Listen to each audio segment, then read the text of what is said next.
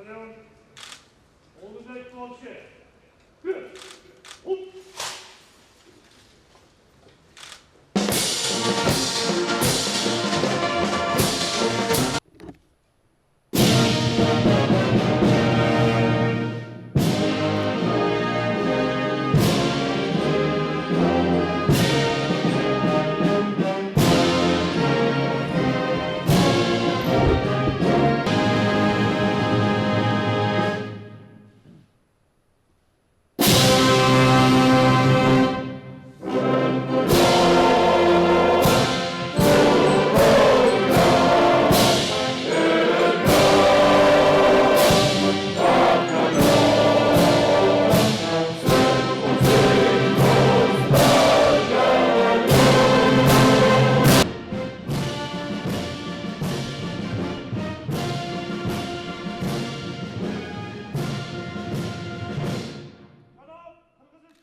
Respublikası Prezidenti Sadır Nurxo'jayev Jabborov faxriy qo'llar sizni O'zbekiston Respublikasiga kelishingiz munosabati bilan hisoblandi.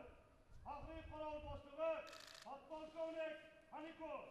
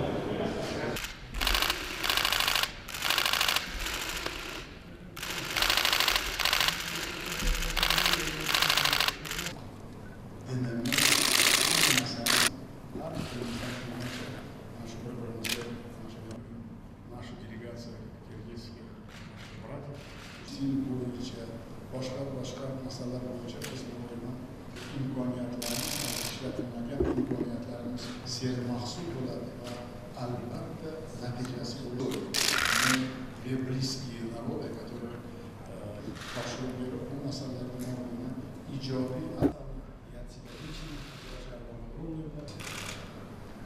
Решить те проблемы, которые на каждом маселе чечкач молчу, ошол маселе жетерлик решить. Ожидается референдум по принятию новой конституции. Yana bir marta tahlil qilsak, ko'p sohalar bo'yicha